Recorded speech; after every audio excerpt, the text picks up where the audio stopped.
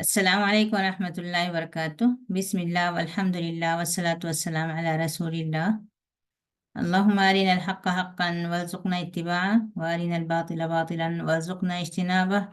اللہم علمنا ما ينفعنا وانفعنا بما علمتنا وزدنا علما۔ عزیز بہنوں، آج انشاءاللہ سورہ تکویر کی تفسیر کریں گے۔ اگر قرآن پاک ساتھ میں لے لیں تو سمجھنے میں زیادہ آسانی ہوگی۔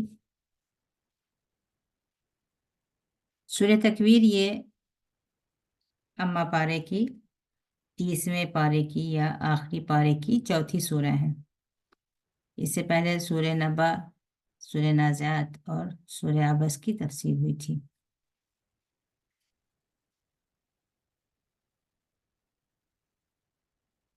جیسا کہ شروع ہی میں بتایا گیا تھا کہ اس پارے کی تقریباً تمام صورتیں، 2 صورتوں کو چھوڑ کر باقی تمام صورتیں مکی صورتیں ہیں، جس میں توحید، رسالت اور آخرت پر یعنی عقیدے کی تصحیح پر زور دیا گیا ہے۔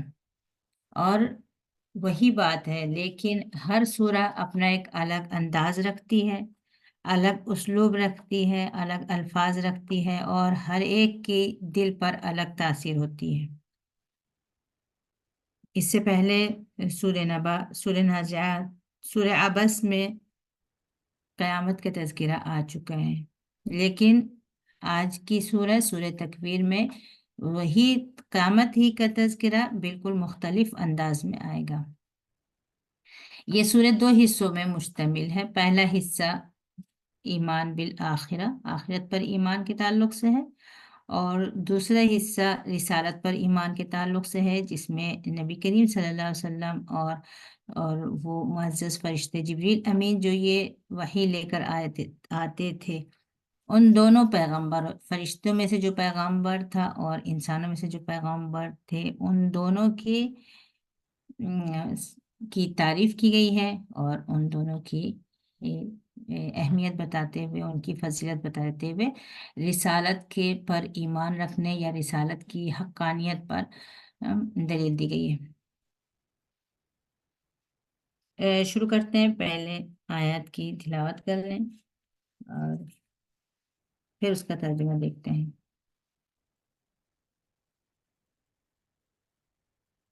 اعوذ باللہ من الشیطان الرجیم، بسم اللہ الرحمن الرحیم۔ اذا الشمس كورت واذا النجوم انكدرت واذا الجبال سيرت واذا العشار عطلت واذا الوحوش حشرت واذا البحار سجرت واذا النفوس زوجت وإذا الموءودة سئلت بأي ذنب قتلت وإذا الصحف نشرت وإذا السماء كشطت وإذا الجحيم سعرت وإذا الجنة أزلفت علمت نفس ما أحضرت فلا أقسم بالخنس الجوار الكنس والليل إذا عسعس والصبح إذا تنفس إنه لقول رسول كريم إنه لقول رسول كريم ذي قوة عند ذي العرش مكين مطاع ثم أمين وما صاحبكم بمجنون ولقد رآه بالأفق المبين وما هو على بضنين وما هو بقول شيطان رجيم فأين تذهبون إن هو إلا ذكر للعالمين لمن شاء منكم أن يستقيم وما تشاءون إلا أن يشاء الله رب العالمين.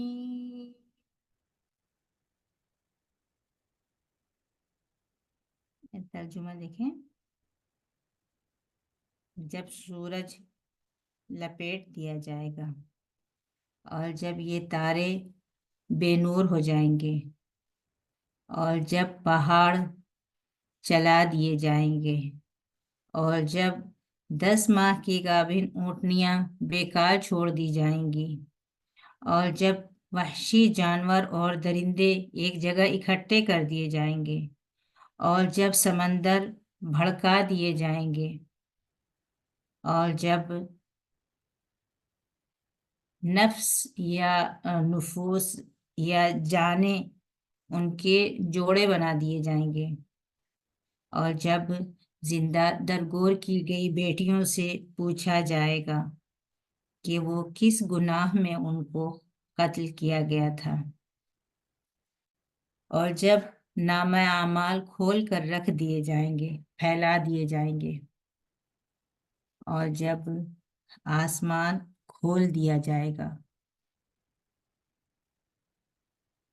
جب دوزخ بھڑکا دی جائے گی اور جب جنت قریب کر دی جائے گی اس وقت ہر انسان ہر نفس ہر جاندار جان لے گا کہ وہ کیا کیا اپنے ساتھ لایا ہے. تو نہیں میں قسم کھاتا ہوں ان تاروں کی جو چھپ جاتے ہیں اور ان تاروں کی جو پھر پلٹ کر آنے والے ہیں نکلنے والے ہیں اور چھپ جانے والے ہیں اور قسم ہے رات کی جب وہ پھیل جاتی ہے یا جب وہ ختم ہو جاتی ہے اور قسم ہے صبح کی جب وہ نئی سانس لیتی ہے. ان سب چیزوں کی قسم کھا کر کہا جا رہا ہے بے شک یہ ایک بہت ہی عزت والے پیغمبر کا کلام ہے.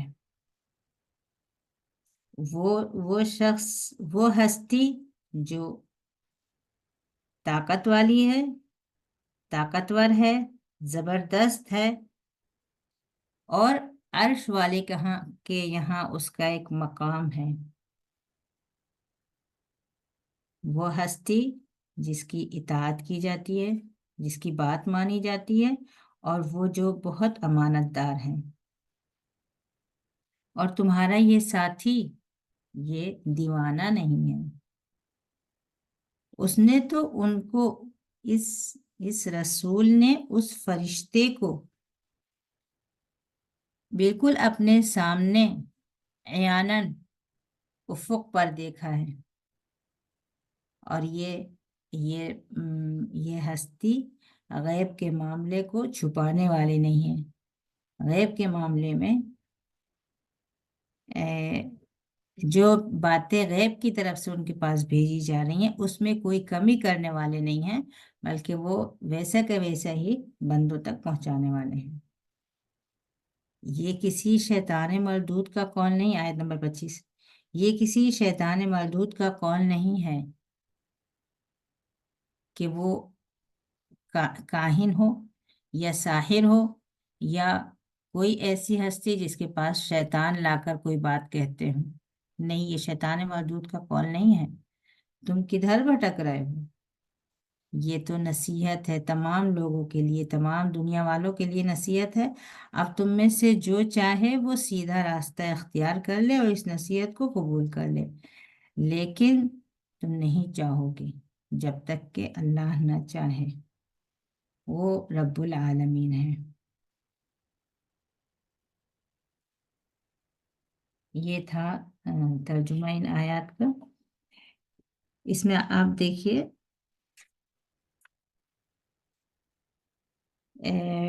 12 चीजें बताई गई हैं। आयत नंबर 13, आयत नंबर 13 देखिए। 12 चीजें हैं लेकिन आयत नंबर 13 तक है, क्योंकि एक आयत एक बात दो आयतों पर मुश्तमिल है, इस वजह से आयत नंबर 13 तक के इज़ा से शुरू हो रही है बात। जब ये होगा, जब ये होगा, जब ये होगा, जब ये होगा, जब ये होगा, ये 12 चीजों का जिक्र है। उसके बाद फिर बताया गया कि उस दिन क्या होगा।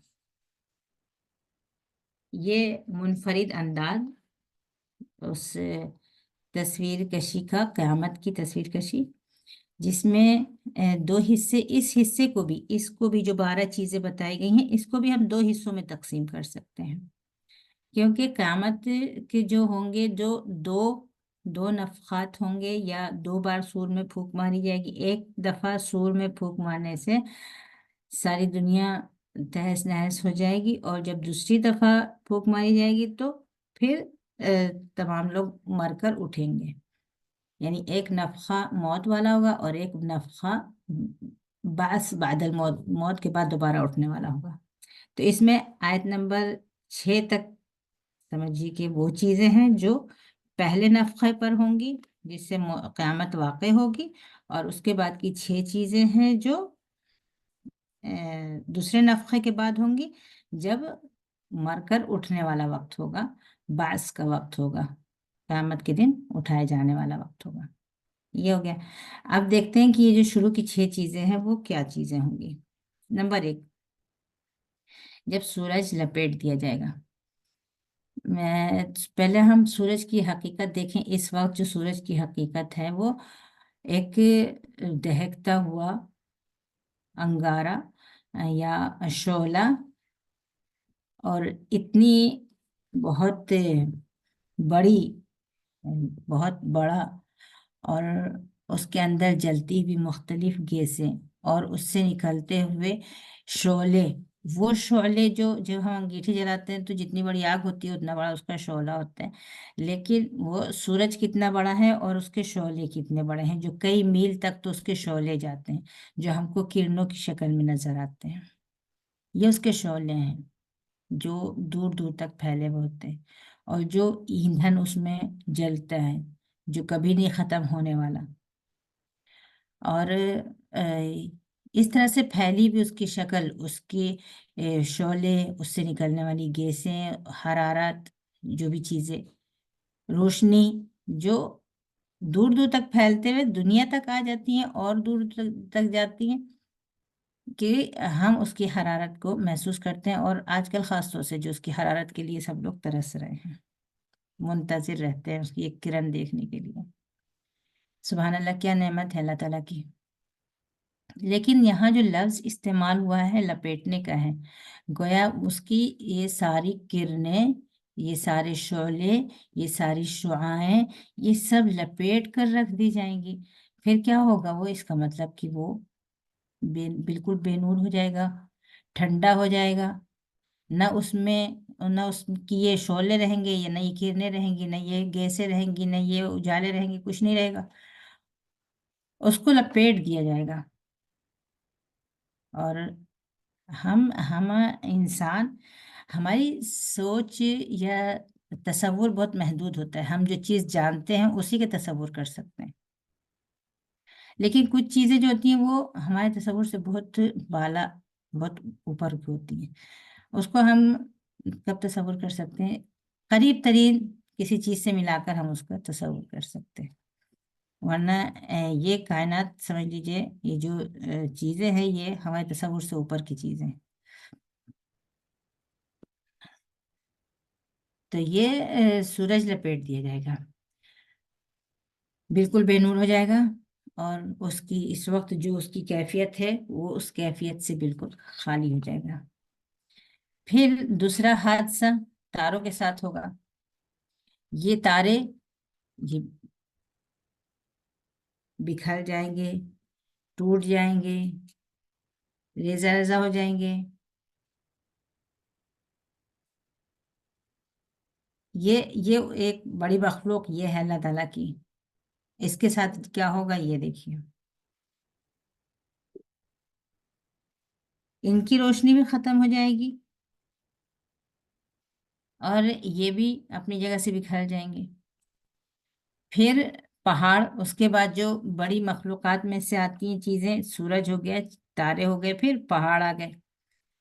पहाड़ जला दिए जाएंगे। इनके जलाने की क्या कैफियत होगी, शायद जो हम तसव्वुर कर सकते हैं, पता नहीं, अल्लाह ताला बेहतर जानता है, कि जो जलजला आएगा, जो सूरज जिलजाल में है, इज़ा ज़ुलज़िलतिल अर्ज़ु ज़िलज़ालहा, जमीन जोर जोर से हिला कर रख दी जाएगी।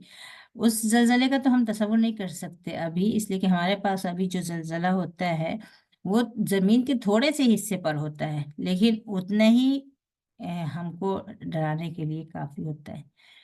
लेकिन वो कौन सा जलजला होगा जिसमें ये पूरी जमीन जोर जोर से हिलाई जाएगी? अब उस हिलने के नतीजे में होगा या जिस नतीजे में होगा, ये मजबूत पहाड़ जो इस तरह से गड़े हुए हैं और जिनकी बुलंदी पर की तरफ नजर उठाते उठाते उठती है, वो रेत के ढेर हो जाएंगे या रेत बनकर फैल जाएंगे। जैसे एक दूसरी जगह था, यसअलूनका अनिल जिबाल फकुल यंसिफुहा रब्बी नस्फा फयजरुहा काअन सफसफा, कि ये लोग आपसे पूछते हैं कि पहाड़ों का उस दिन क्या होगा।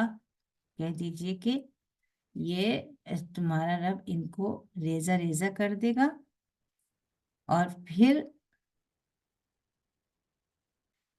चटियल मैदान बना देगा, यानी बिखर के बराबर हो जाएंगे उसमें, जमीन पे। ये पहाड़ों की कैफियत होगी।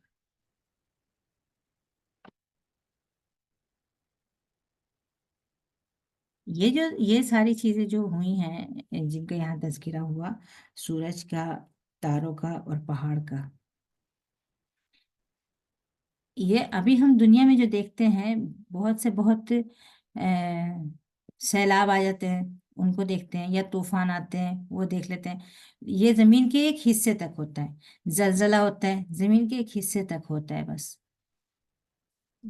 कभी कहीं सुनने में आया होगा कभी कि कोई तारा टूट कर गिरा, तो वो भी किसी एक हिस्से पर, दुनिया की किसी एक बुक़्क़े पर गिरता है, जहाँ गहराई तक के गड्ढा हो गया, या आसपास की चीजें मुतासिर हुई।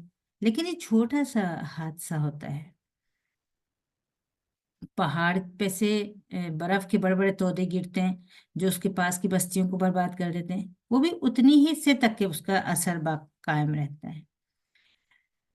लेकिन ये क़यामत के दिन का जो हादसा होगा, उसके सामने इस वक्त हम दुनिया के जो भी हादसे देखते हैं, समझिए कि वो एक खेल से ज्यादा कुछ भी नहीं होंगे उसके मुकाबले में, कि ये तो कोई छोटा सा खेल था जो खेला गया था। वरना असल तबाही या अ, हादसा जो होगा वो क़यामत के दिन का हादसा होगा, जब जुलजिलतिल अर्ज़ु जिलज़ालहा, ये पूरी जमीन पकड़कर हिलाकर रख दी जाएगी, और इस तरह से ये पहाड़ रेत हो जाएंगे, और इस तरह से आदमी को किसी भी चीज की अहमियत उस वक्त नहीं रहेगी।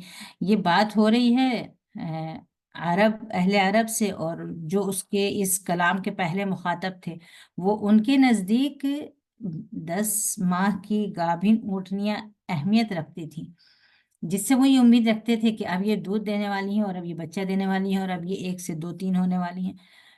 वो उनका कीमती तरीन माल होता था।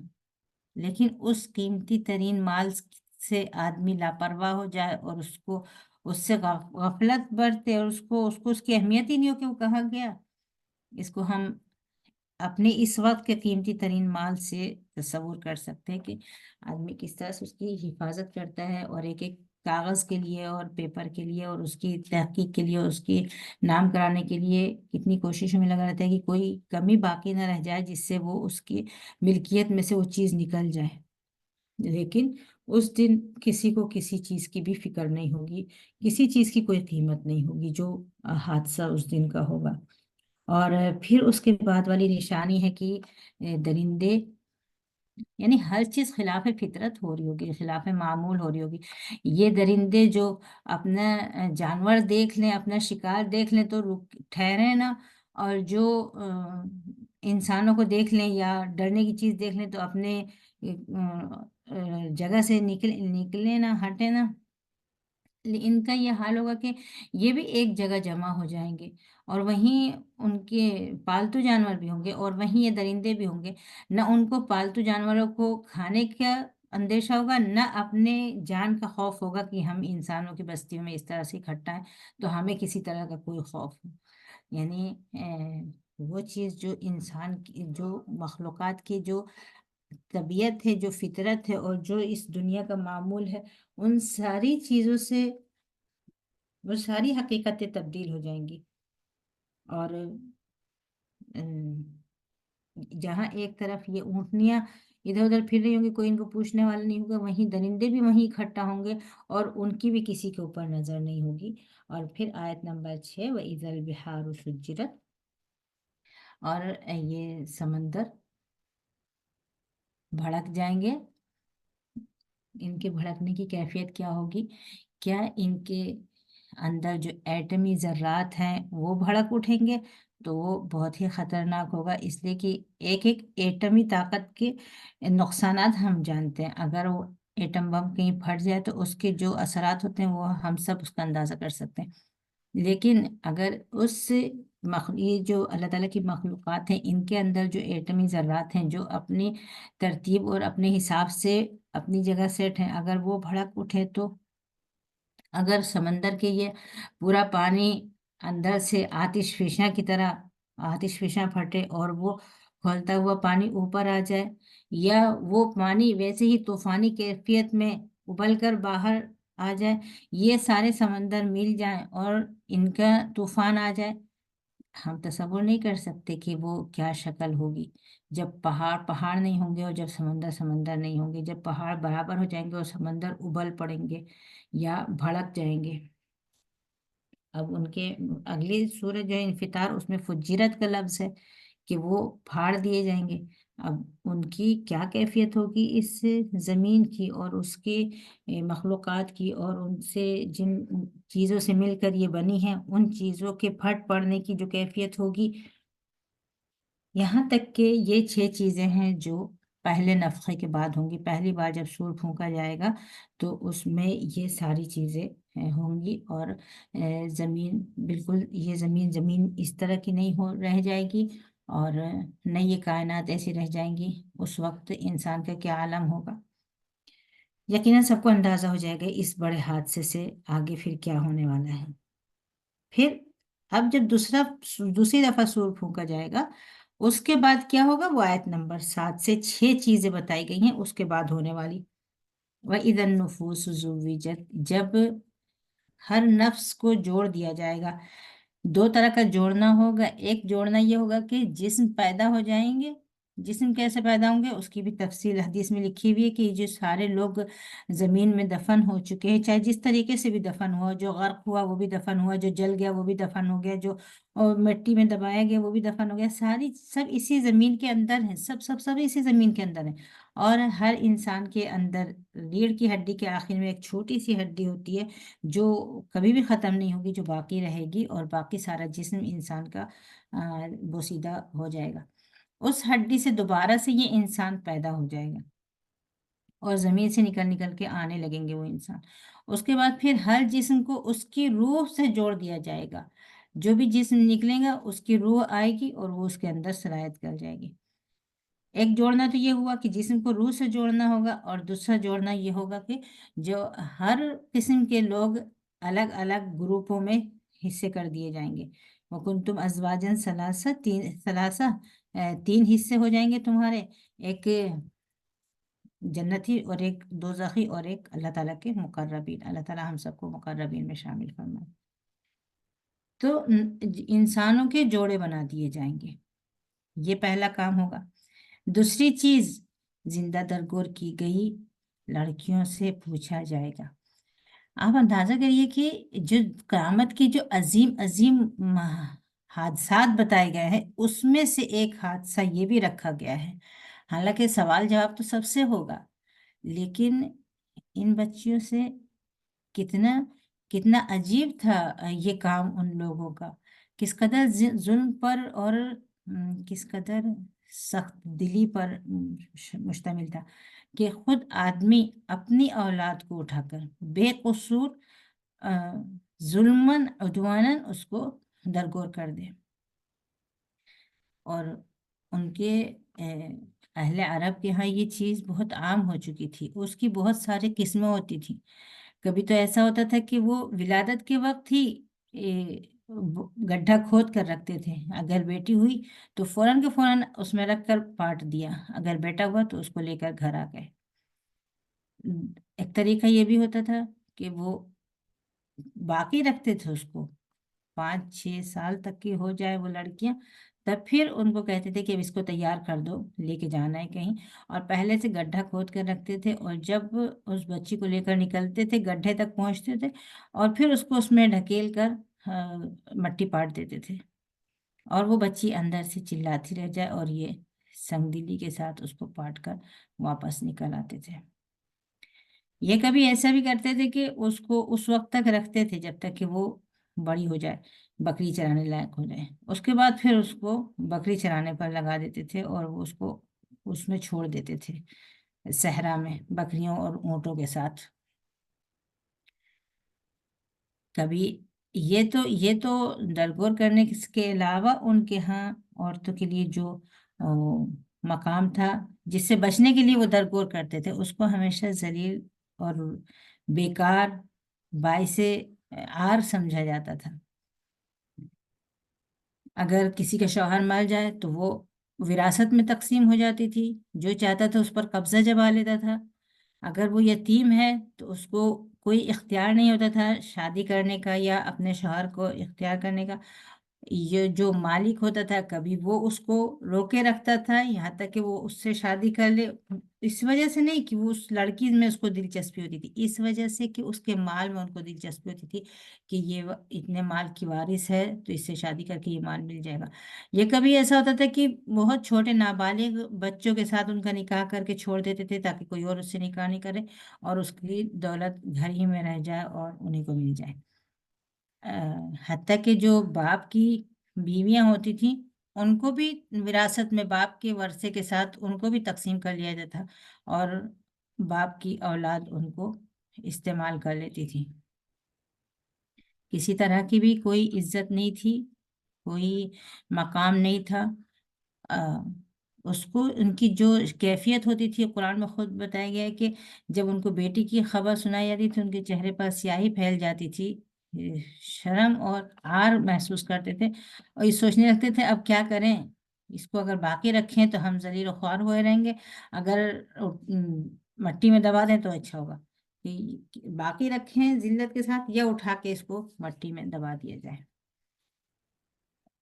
अल्लाह ताला को सख्त नापसंद थी चीज़ें। अल्लाह ताला ने मेहरबानी रहम फरमाया इस कमज़ोर मखलूक पर, और उसको सारे हुकूक दिए जो एक इंसान के होना चाहिए, और उसको वो इज्जत दी जो एक इंसान की इज्जत होना चाहिए। और आज आज ये लोग हमको बताते हैं कि औरत इस्लाम में औरत के साथ हक तलफी हो रही है, और औरत को उसके हुकूक नहीं मिल रहे हैं, और औरत को दबाया जा रहा है। वो कौन सा मजहब या कौन सा कानून है जिसने औरत को वो इज्जत दी हो, जो उसकी कमजोरी के बावजूद, उसके ये समझते हुए कि ये कमजोर है और ये हमारे किसी काम नहीं आ सकती, और उससे कोई काम न लेते हुए भी उसको इज्जत से घर में रखा जाए, उसकी हर जरूरत पूरी की जाए, हर शौक और अरमान पूरा किया जाए, ये उससे बगैर कोई खिदमत या मुआवजा लिए हुए। आज जो हुकूक दिए जा रहे हैं उसके बदले औरत से बहुत कुछ लिया जा रहा है, तब उसको वो हुकूक मिलते हैं। अभी भी इस्लाम ने जो जिस तरह से हुकूक दिए हैं वो कोई कानून नहीं दे सकता, जिसमें सिर्फ देना होता है, जिसमें औरत से कुछ लेना नहीं होता है। यहाँ ये समझिए कि इस्लाम ने इंसान औरत को नई जिंदगी या नई हयात अता की थी, और इस जुर्म के ही वो समझिए कि अल्लाह ताला क़यामत के दिन उनसे अलग से पूछेगा। और पूछना तो असल में उनसे चाहिए ना जिन्होंने दफन किया था। जो दफन की गई उसका क्या कसूर था, उससे क्या पूछा जाएगा कि वो क्यों दफन की गई। लेकिन यहाँ खुद इस जुमले से अल्लाह ताला की नाराजगी और उसका इजहार होता है कि अल्लाह ताला ने उनका नाम भी नहीं लिया जो दफन करने वाले थे, और उनको उनका तज़किरा करना भी पसंद नहीं किया। उन बच्चियों का तज़किरा किया है कि वो जिंदा दरगोर की गई बच्ची से पूछा जाएगा कि तुम्हारा क्या कसूर था, और यकीनन जो कसूरवार होंगे उनसे जो पूछा जाएगा वो तो वो ही समझेंगे। ये दो आयतों पर मुश्तमिल है ये जुमला, कि जिंदा दरगोर की गई बच्ची से पूछा जाएगा कि किस गुनाह में, किस जुर्म में तुमको कत्ल किया गया था। ये एक अलग सवाल है। उसके बाद फिर नामा अमाल फैला दिए जाएंगे, खोल कर रख दिए जाएंगे। हर एक को उसकी जिंदगी की पूरी तस्वीर, पूरी फिल्म, पूरी कहानी, सब कुछ सामने नजर आ जाएगी। बहुत सारी चीजें जो करने वाला खुद करके भूल गया होगा, जिसको उसने ये नहीं समझा होगा कि ना उसको याद होगी, ना उसको ये तसव्वुर होगा कि किसी को याद होगा। और अभी आज दुनिया में हम अपनी जिंदगी ही में हम पिछले माजी के कितने औराक ऐसे हैं जो हमारे सामने धुंधले हो चुके हैं, जो हमको नहीं याद है कि क्या हुआ था। लेकिन अल्लाह ताला के रिकॉर्ड में हर चीज़ महफूज है। बालिग होने से लेकर मरने तक का सब कुछ सामने आ जाएगा, और सारी चीज़ें खोल खोल कर रख दी जाएंगी, और इस तरह सामने आ जाएगी हर चीज़ कि आदमी उसको झुटला ना सके, उसका इनकार ना कर सके। और आसमान छील दिया जाएगा, खोल दिया जाएगा। उसकी खुलने की क्या कैफियत होगी, अल्लाह ताला बेहतर जानते हैं।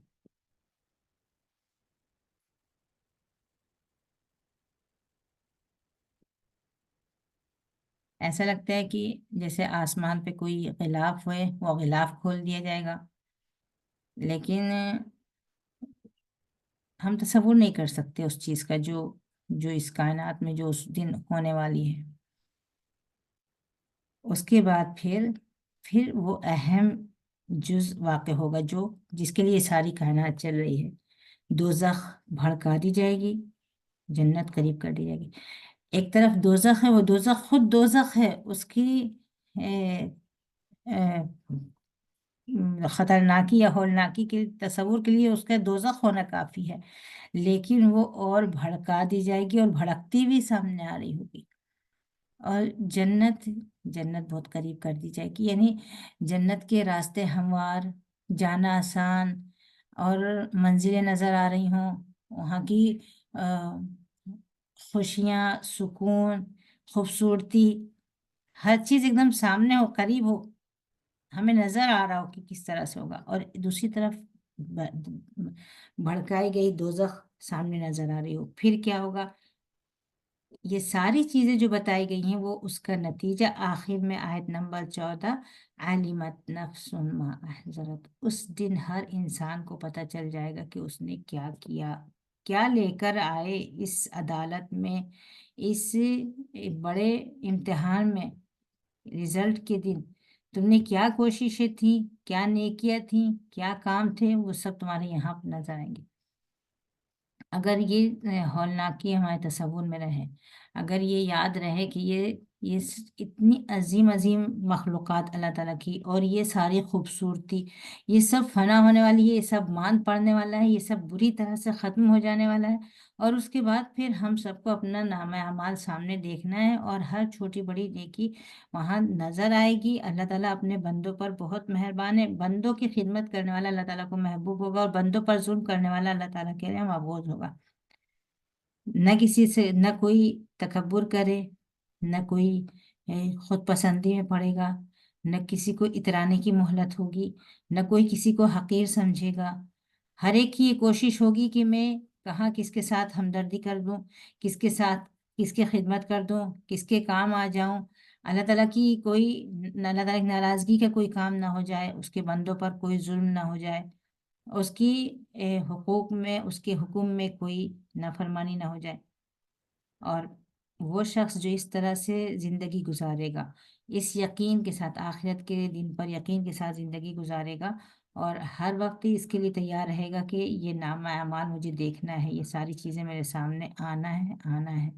उसकी ज़िंदगी बहुत मुख्तलिफ होगी यहाँ पर भी, और उसका अंजाम बहुत मुख्तलिफ होगा वहाँ पर भी। उस दिन हर इंसान को पता चल जाएगा कि वो क्या लेकर आया है। यहाँ सूर्य का पहला हिस्सा पूरा हो जाता है आयत नंबर 14 पर, जो कि क़यामत से मुतालिक है। उसके नफ़ख़े ऊला के पहली बार सूर फूका जाएगा, उसके अहदास। फिर दूसरी बार सूरज फूका जाएगा, उसकी कैफियत, और फिर उस सब का नतीजा क्या होगा, किस लिए ये सारी चीजें होंगी, वो चीज। और उसके बाद फिर हर इंसान को उसके रिजल्ट के मुताबिक इनाम या सजा का सामना करना पड़ेगा। अब यहाँ से सूर्य का दूसरा हिस्सा शुरू हो रहा है, जिसमें रिसालत के ताल्लुक से बात की गई है कि ये रसूल, ये वही जो आई है वो अल्लाह ताला की तरफ से है, और उसमें शुबह की कोई गुंजाइश नहीं है। अगर कोई बात नहीं मानता है तो उसकी अपनी हर धर्मी है, और वो उसका नतीजा उस दिन देखेगा। इसमें भी जो बात शुरू हो रही है वो कसम से शुरू हुई है, और ये कसम है तारों की। वो तारे जो छुपते हैं और फिर निकल आते हैं, जो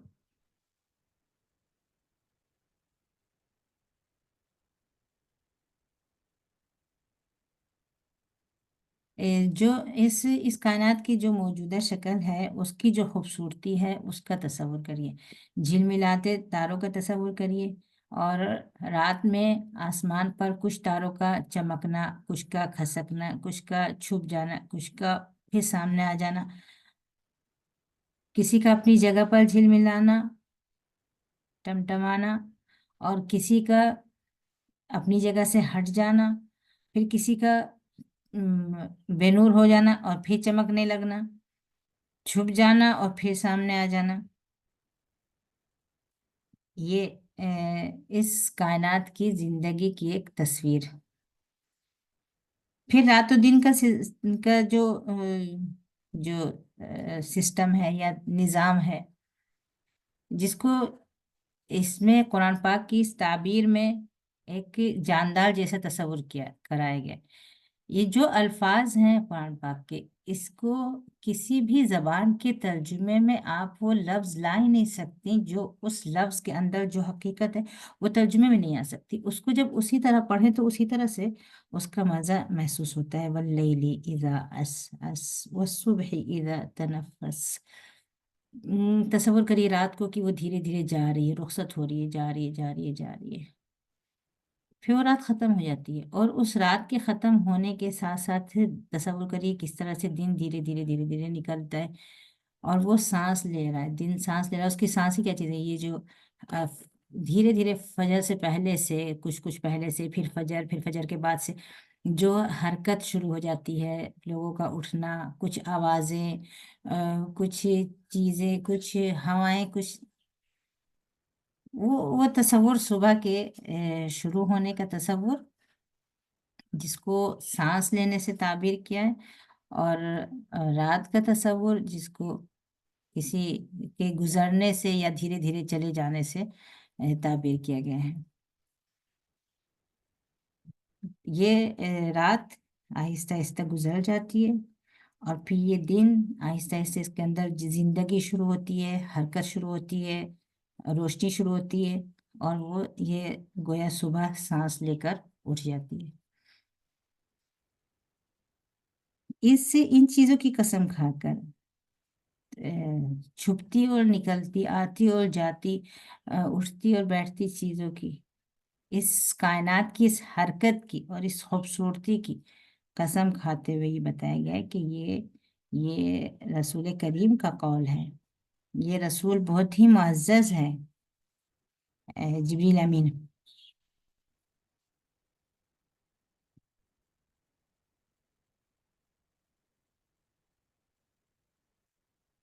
कुछ लोग यहाँ रसूल से मुराद लेते हैं नबी करीम सल्लल्लाहु अलैहि वसल्लम, और कुछ लोग जिब्रील अमीन, इसलिए कि वो दोनों ही पैगंबर थे।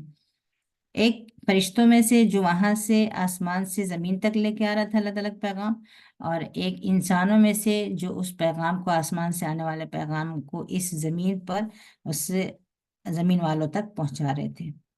और ये दोनों ही रसूल बहुत ही मुअज़्ज़ज़ और बहुत ही करीम थे। जिब्रील अमीन की सिफत बताई गई है कि अगर जिब्रील अमीन मानते हैं तो ज्यादातर मुफस्सिरीन ने वही माना है। ज़ी कुव्वा, वो ताकतवर हैं, और अपने रब के पास बहुत अहम मकाम के हामिल हैं। ये ज़ी कुव्वा कहकर क्या चीज, किस चीज की तरफ इशारा है कि वो बहुत ताकतवर है। हजरत जिब्रील अमीन की ताकत के क्या दखल थे यहाँ पे? देखिए, अमानत के साथ ताकत बहुत जरूरी होती है। एक शख्स अमीन है, लेकिन अगर वो ताकतवर नहीं है तो उसके ऊपर जबरदस्ती उससे उस अमानत को छीना जा सकता है। लेकिन वो अमीन शख्स अगर ताकतवर भी है तो कोई उसकी अमानत में खयानत नहीं करा सकता, कोई उससे जबरदस्ती भी उस अमानत को छीन नहीं सकता, नहीं ले सकता। तो जिब्रील अमीन अल्लाह ताला के पास जो पैगाम नबी करीम सल्लल्लाहु अलैहि वसल्लम तक लेकर आते हैं, तो रास्ते में कोई भी उनसे लेने की या उसमें से कुछ चुराने की या उसमें कोई तब्दीली करने की या उसमें कोई रद्द बदल करने की या कोई हज़्फ़ व इज़ाफ़ा करने की कुदरत नहीं रखता, क्योंकि वो जिब्रील अमीन ज़ी क़ुव्वा हैं। जैसे आप अपनी अमानत किसी को दें अगर, और वो शख्स अगर कमज़ोर है तो वो खुद बेईमानी नहीं करेगा, लेकिन अ, उसकी कमज़ोरी की वजह से कोई दूसरा उसके ऊपर जुल्मन उससे वो अमानत ले ले, तो फिर वो आप तक की वो अमानत नहीं पहुंच पाएगी। लेकिन अगर वो शख्स ताकतवर भी है तो अमानत के साथ साथ, अमानतदार होने के साथ साथ ताकतवर भी है, तो आपकी अमानत बिल्कुल महफूज रहेगी। हजरत मूसा अलैहिस्सलाम की भी जो तारीफ की थी उन बच्चियों ने जाके, तो उन्होंने यही बताया था कि वो अलकवीउल अमीन है, ताकतवर भी हैं और अमानतदार भी हैं, कि उनकी अमानतदारी पर शुबा नहीं है। लेकिन अगर उन कवी नहीं हुए तो अमानत में खयानत नहीं होगी, नुकसान हो जाएगा। यहाँ अगर ताकतवर भी हैं तो अमानत में कोई नुकसान, कोई कमी नहीं आएगी। तो ये कास पैगंबर, ये रसूल, ये फरिश्ता बहुत मुअज़्ज़ज़ है, ताकतवर है, अपने रब के पास उसका एक बड़ा मकाम है, और वो उसकी इताअत की जाती है। मलाए आलम में उसकी बात का एक मकाम है, उसकी बात मानी जाती है, और वो अमानतदार भी है। तो जो जो फरिश्तों में से जो पैगंबर है, जो पैगाम लेकर आता है, उसकी ये सारी सिफात हैं। गोया ये पैगाम बगैर किसी कमी के, किसी हज़्फ़ व इज़ाफ़े के, किसी खयानत के बगैर ये पैगाम ज़मीन तक पहुंच गया है। अब ज़मीन पर जो अल्लाह ताला के रसूल हैं, वो उनकी तारीफ पहले तुम खुद समझो, तुम खुद जानते हो उनको। वमा साहिबुकुम, साहिब कह के कहा गया, तुम्हारा साथी जो 40 साल से तुम्हारे साथ है, जिसकी अमानत और सच्चाई के तुम खुद गवाह हो। तो साहिबुकुम का लफ्ज इस्तेमाल कर कर यहाँ अहले मक्का को ही गवाह बना दिया गया है आप सल्लल्लाहु अलैहि वसल्लम की अमानत और सदाकत पर। और ये तुम्हारा साथी, ये पागल नहीं है, ये मजनू नहीं है, इसको तुम खुद जानते हो। इसने तो इतनी जिंदगी तुम्हारे साथ गुजारी है, और न ये झूठा है। और इन्होंने जिब्रील अमीन को उफ़क़ पर अपने सामने देखा है, जिसकी तफसील अहादीस में आती है कि नबी करीम सल्लल्लाहु अलैहि वसल्लम ने बताया कि मैंने फरिश्ते को देखा, उनके परों से पूरा उफ़क़, पूरा आसमान ढका हुआ था। जब उन्होंने असली शक्ल में देखा था, हज़रत जिब्रील अलैहिस्सलाम को 2 दफ़ा देखा था, तो उन्होंने उफ़क़ पर बिल्कुल सामने अपनी आंखों से देखा है जिब्रील अमीन को। और जो भी गैब की चीज़ें आती हैं ऊपर से, न जिब्रील अमीन उसमें कोई कमी करने वाले हैं, और न तुम्हारा ये साथी उसमें कोई कमी करता है, इसलिए कि वो अमानतदार है। वमा साहिबुकुम बिदनीन, दनीन का मतलब होता है बुखल करने वाला, कमी करने वाला, बचा कर रख लेने वाला। अब उसके बाद फिर इसकी तरदीद की जा रही, जो मक्का वाले कहते थे कि ये काहिन है, कोई शैतान लाके इनको समझा देता है, ये साहिर है, कोई शैतान लाके इनको बताता है, न ये कोई शैतान है जो उनके ऊपर नाजिल आता है, और न कोई ऐसी बात है कि ये लोग कहते थे कि शैतान, जो अगर कोई शायर बहुत उम्दा, बहुत अनोखी कोई बात कहे तो कहते थे कि किसी शैतान ने इसको सिखा दिया है। अगर काहिन कोई काम करता था तो भी उनके यहाँ मारूफ था कि अ, शैतान उनको गैब की बातें लाके बताते हैं, इसलिए काहिन बता पाते हैं। और साहिर जो करते थे वो भी शैतानों ही की मदद से होता था। तो उनके ये सारे इल्जामात जो होते थे कि ये शायर है या काहिन है या साहिर है, इन सबको एक साथ इन सब की तरदीद कर दी गई कि یہ شیطان کا قول ہے ہی نہیں، شیطان مردود کا قول نہیں ہے یہ. تو پھر وہ نہ وہ ساحر کی شکل میں ہو سکتا ہے، نہ کاہن کی شکل میں، نہ شاعر کی شکل میں. یہ تم لوگ خالی اتنے ہی سے واقف ہو کہ شیطان تمہارے دماغ میں صرف اتنی ہی بات ہے کہ یہ شیطان لا کے دیتا ہے یہ باتیں. نہیں، اس سے آگے بڑھ کر سوچو. یہ شیطان مردود کا کلام نہیں ہے. ایک بار اس بات کو بھی سمجھو کہ شیطان کے علاوہ بھی تو کوئی ذریعہ ہو سکتا ہے. اس کو بھی تو سمجھو کہ وحی بھی تو ہو سکتی ہے. یہ آسمان سے آیا ہوا کلام بھی تو ہو سکتا ہے. یہ ضروری تھوڑی ہے کہ جو بات تمہاری سمجھ سے اوپر ہو یا تمہاری سمجھ میں نہیں آ رہی ہے، تمہارے لیے نئی ہے، تو شیطان ہی کے ذریعے سے آ رہی ہوگی. نہیں، یہ شیطان رجیم کا قول نہیں ہے. اب کدھر بھٹک رہے ہو تم؟ یہ اللہ تعالیٰ کی طرف سے آئی ہوئی وحی ہے. اور ایک جو فرشتہ لایا ہے وہ سب تمام فرشتوں میں منتخب فرشتہ تھا. اور جس انسان کے پاس آئی وہ تمام انسانوں میں منتخب انسان، جس کی جو خود تمہارے ساتھ جس نے اتنی عمر گزاری اور تم اس کی صداقت و امانت کے معترف ہو. تو یہ سمجھ لو کہ یہ ایک نصیحت ہے، تمام جہان والوں کے لیے نصیحت ہے. اب تمہاری مرضی. یہ ساری حقیقت بتانے کے بعد تم میں سے جو چاہے وہ سیدھا راستہ اختیار کر لے. لیکن یہ بات بھی یاد رکھنا کہ تمہارا چاہنا، تم اپنے چاہنے میں بالکل آزاد نہیں ہو کہ تم جو چاہو وہ کرو، جو چاہو نہیں کرو. اللہ تعالیٰ نے ہر چیز کی اندازے مقرر کیے ہیں، ہر چیز کی تقدیر مقرر کی ہے. اور جو کچھ چاہتے ہیں، جو تم چاہتے ہو وہ بھی اللہ تعالیٰ چاہتا ہے تو ہی ہوتا ہے. اس کی مرضی کے بغیر تم نہ کہیں ظلم کر سکتے ہو، نہ کوئی زیادتی کر سکتے ہو، نہ کوئی حد سے آگے بڑھ سکتے ہو، کچھ نہیں. اگر ایسا ہوتا ہر آدمی اپنے آزاد ہوتا، اور جو کرتا آج تک دیکھا آپ نے جادوگر کہیں کامیاب ہوئے ہیں، وہ جادوگر ہوتے ہیں، وہ جادو کرتے ہیں اور دنیا کے مسائل حل کرتے ہیں. لیکن کبھی نہیں دیکھیں گے آپ کی جادوگر کسی معزز مقام پر ہو، یا اس کی زندگی بظاہر جو زندگی ہوتی ہے وہ بھی اس کی کسی اچھے انداز میں معیار پر ہو. نہیں، ولا یفلح الساحر حیث اتى، قرآن کی گواہی ہے. ساحر کبھی کامیاب ہو ہی نہیں سکتے.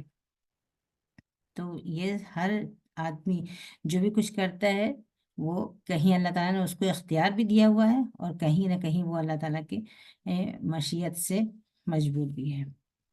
تو تم چاہ بھی نہیں سکتے، وہی چاہو گے تم جو اللہ تعالیٰ چاہے. تم اس وقت تک نہیں چاہو گے جب تک کہ اللہ تعالیٰ نہ چاہے. اور اس کا یہ مطلب ہرگز نہیں ہے کہ تم اللہ تعالیٰ نہیں چاہ رہا ہے اس لیے تم کو ہدایت نہیں مل رہی ہے. بہت سارے لوگ مشیت کو اس معنی میں استعمال کرتے ہیں، اور یہ ان لوگوں کے دماغ میں یہ بات کیوں نہیں آئی؟ آپ نے کہیں پڑھا ہے کہ مکہ والوں نے کہہ دیا کہ اللہ تعالیٰ نہیں چاہ رہا ہے اس لیے ہم لوگ ایسے ہو گئے ہیں؟ نہیں، وہ لوگ اچھی طرح سے سمجھتے تھے کہ مشیت کا کیا مطلب ہے.